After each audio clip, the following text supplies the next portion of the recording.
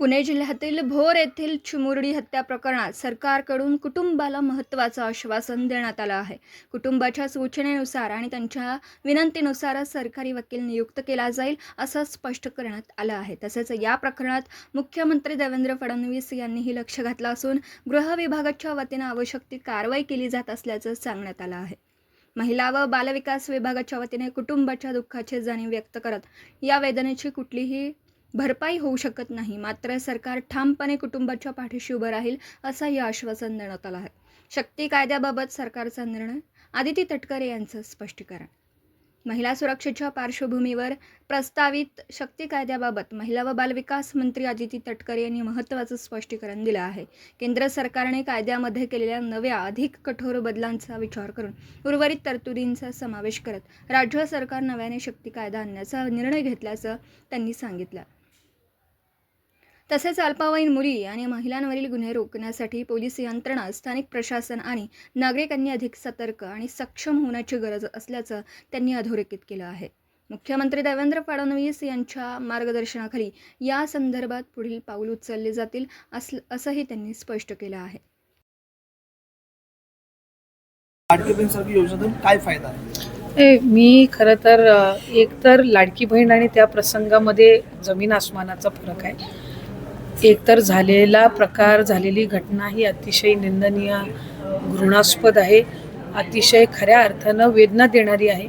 मी समजू शकते की त्या कुटुंबाची सध्याच्या परिस्थितीमध्ये काय मानसिकता असेल.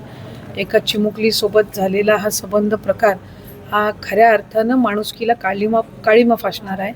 मी सकाळपासून खरं तर तिथं संपर्क करण्याचा प्रयत्न करत होते.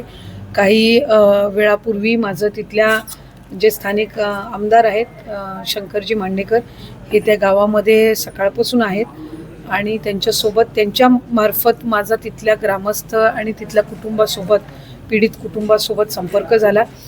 राज्याचे मुख्यमंत्री देवेंद्र फडणवीस साहेबांनीही त्यांच्यासोबत फोनद्वारे त्यांचाही संपर्क झाला आणि खऱ्या अर्थानं हा जो संबंध प्रकार घडलेला आहे, आम्ही तिथल्या पोलीस यंत्रणेला सुद्धा सूचना दिलेल्या आहेत की जो आरोपी आहे, जो नराधम आहे, एकतर त्याला कडक शासन होण्याच्या दृष्टिकोनातून, त्याला खऱ्या अर्थानं कडक शिक्षा होण्याच्या दृष्टिकोनातून जी काही त्या ठिकाणी पोलिसांच्या वतीने जी काही कारवाई असेल ती त्या ठिकाणी करण्यात यावी. आणखीन ग्रामस्थांकडे, आणखीन कुटुंबाकडे जर काही अधिकची माहिती असेल जी पोलिसांच्या रेकॉर्डवर अद्यापपर्यंत आलेली नसेल तर ती सुद्धा आणखीन त्याच्यामध्ये नोंदवून घ्यावी. आम्ही त्या कुटुंबाला आणि त्या ग्रामस्थांना सुद्धा आम्ही आश्वासित केलं आहे की त्यांच्या सूचनेनुसारच, त्यांच्या विनंतीनुसारच सरकारी वकील हा शासनाच्या वतीने नियुक्त केला जाईल. ती हमी राज्याचे मुख्यमंत्री फडणवीस साहेबांनी सुद्धा मुख्यमंत्री म्हणून आणि विभागाच्या म्हणजे गृह विभागाच्या वतीने सुद्धा दिली. महिला व बालकल्याण विभागाच्या वतीने सुद्धा आम्ही ज्या काही कुटुंबाला या संबंध प्रक्रियेमध्ये झालेल्या प्रकरणामध्ये जो काही एक म्हणजे शेवटी त्यांचं झालेलं नुकसान, त्यांच्या वेदना या खऱ्या अर्थानं खूप मोठ्या आहेत आणि त्याचं कुठंही म्हणजे त्याची कुठली भरपाईही होऊ शकत नाही.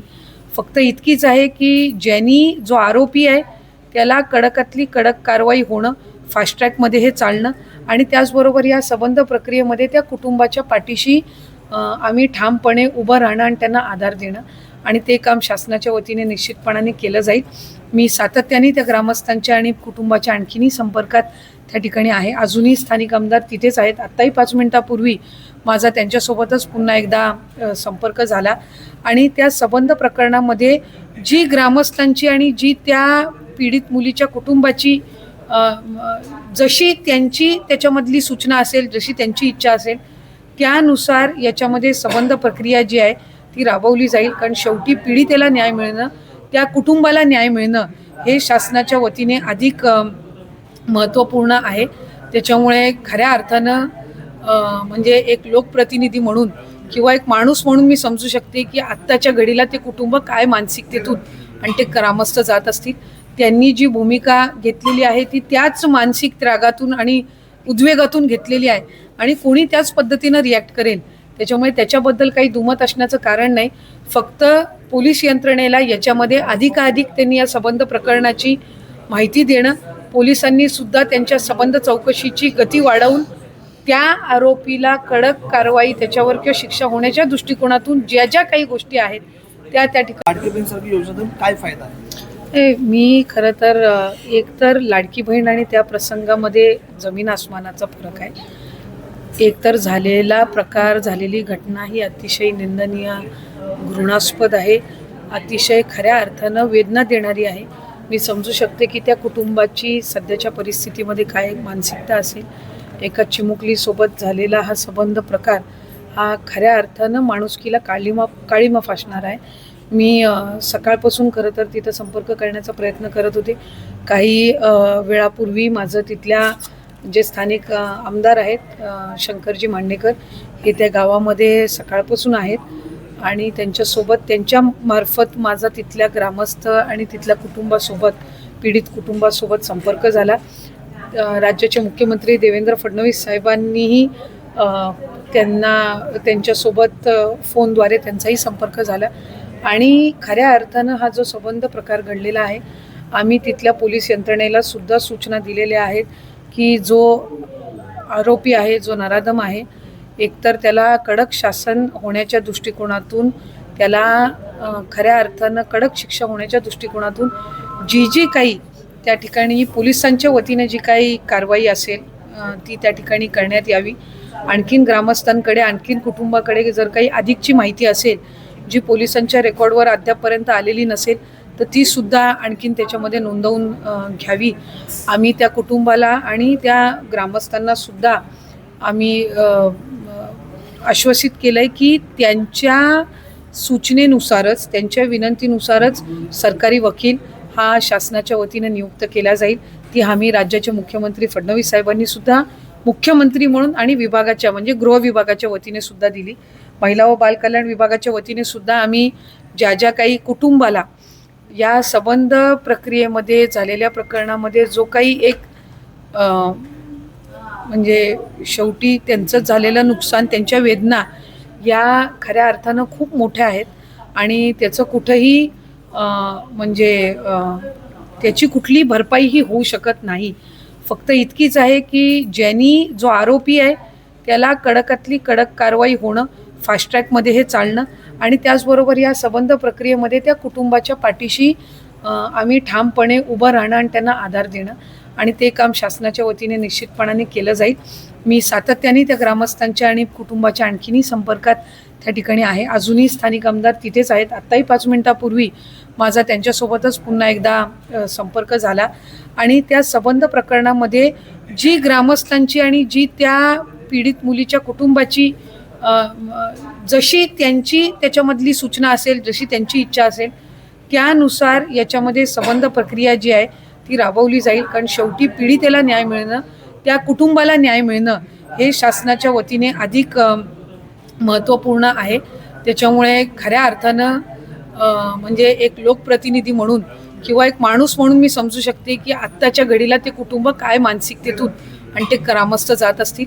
त्यांनी जी भूमिका घेतलेली आहे ती त्याच मानसिक त्यागातून आणि उद्वेगातून घेतलेली आहे आणि कोणी त्याच पद्धतीनं रिॲक्ट करेल. त्याच्यामुळे त्याच्याबद्दल काही दुमत असण्याचं कारण नाही. फक्त पोलीस यंत्रणेला याच्यामध्ये अधिकाधिक त्यांनी या संबंध प्रकरणाची माहिती देणं, पोलिसांनी सुद्धा त्यांच्या संबंध चौकशीची गती वाढवून त्या आरोपीला कडक कारवाई त्याच्यावर किंवा शिक्षा होण्याच्या दृष्टिकोनातून ज्या ज्या काही गोष्टी आहेत त्या ठिकाणी करणं, या सगळ्या बाबींकडे आम्ही जास्ती लक्ष केंद्रित करू. ताई, लोणेरेचं जे प्रकरण आहे हत्याकांड, ते फास्ट ट्रॅक घ्यावं असं आपण मागणी केली होती. तपासात आता काय सध्या प्रगती आहे, काय आहे? त्याहीमध्ये अतिशय बारकाईने आम्ही लक्ष घालून होतो. त्या कुटुंबाची पण मी मधल्या कालावधीमध्ये भेट घेतली. सातत्याने आयजींसोबत, एसपींसोबत, तिथल्या स्थानिक DYSP PI सोबत माझा संपर्क हा सुरू होता. ज्या वेळेला ते कुटुंब काही अधिकची माहिती देत होतं त्या वेळेला सुद्धा त्याची आम्ही म्हणजे पोलीस त्याची योग्य पद्धतीनं कारवाई करत होते. नवी मुंबईच्या आणि मुंबईच्या पोलिसांची सुद्धा आपण त्याच्यामध्ये त्या आरोपीला पकडण्यामध्ये आपण त्यांचीही मदत घेतली. आणखीन अगदी रत्नागिरीमधल्या स्थानिक प्रशासनाची, पोलिसांची सुद्धा, कारण मूळ त्याचं ते लांजा तिथलं गाव तिथलं होतं. त्याच्यामुळे तिथंही जाऊन तिथं चौकशी केली.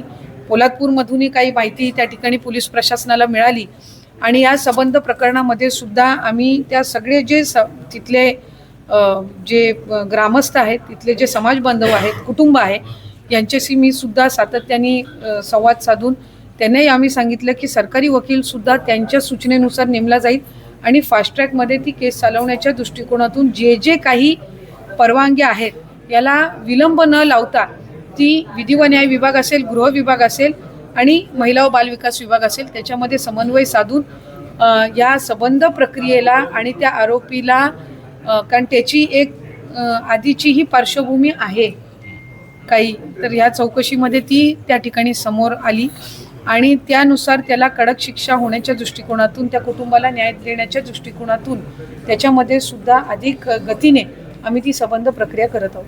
तरी वारंवार अल्पवयीन मुलींची अशी प्रकरणं समोर येत आहेत. सध्या कायदे आहेत, आपण महिला बालविकास मंत्री कायदा अधिक एक सक्षम होणार आहे का? काही नवीन एखादा कायदा आपण निर्माण करणार आहात का? खरं तर शक्ती कायदा हा महाराष्ट्र सरकारच्या वतीने केंद्राकडे प्रस्तावित केला गेला होता, पण नव्याने केंद्र सरकारच्या वतीने जे काही कायद्यामध्ये बदल करण्यात आले, आणखीन ते कठोर करण्यात आले, त्याच्यामधल्या काही बाबी या शक्ती कायद्यामध्ये सुद्धा नमूद होत्या. पण आत्ता राज्य शासनाने आदरणीय फडणवीस साहेबांनी सुद्धा मधल्या कालावधीमध्ये त्याच्यामध्ये ज्या बाबी या केंद्राच्या नवीन कायद्यामध्ये समाविष्ट आहेत त्या सोडून ज्या राहिलेल्या असतील त्याच्यामध्ये नवीन प्रस्ताव शक्ती कायद्याचा हा त्या ठिकाणी करण्याचा निर्णय हा सरकारने घेतलेला आहे. अल्पवयीन मुलींच्या बाबतीमध्ये जे काही प्रसंग असतील किंवा कुठल्याही महिलेच्या बाबतीत असतील तर याच्यामध्ये खरं तर अनेकदा आम्ही एक नागरिक म्हणून सुद्धा, पोलीस यंत्रणा म्हणून सुद्धा, स्थानिक प्रशासन म्हणून सुद्धा त्याच्यामध्ये अधिक सक्षम होणं हे गरजेचं आहे.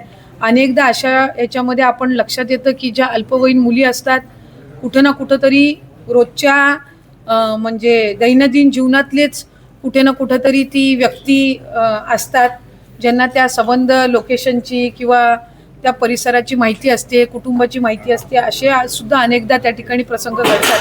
अशा वेळेला पालक म्हणून, नागरिक म्हणून जागरूक राहणं एक आणि स्थानिक प्रशासन आणि पोलीस प्रशासनाने अधिक त्याच्यामध्ये लक्ष केंद्रित करून त्याच्यामध्ये कडक कारवाई करणं हे मला वाटतं निश्चितपणाने गरजेचं आहे आणि ते त्या ठिकाणी प्रशासन म्हणून करण्याचा हा आमचा प्रयत्न असतो.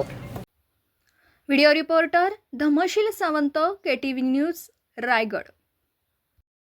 आपल्या परिसरातील बातम्या आमच्यापर्यंत पोहोचवण्यासाठी स्क्रीनवर दिलेल्या क्रमांकावर संपर्क साधू शकता. दूरध्वनी क्रमांक 9833235011. त्याचप्रमाणे अधिक माहितीसाठी स्क्रीनवर दिलेल्या KTV न्यूजच्या ईमेल आयडीवर देखील संपर्क करता येईल.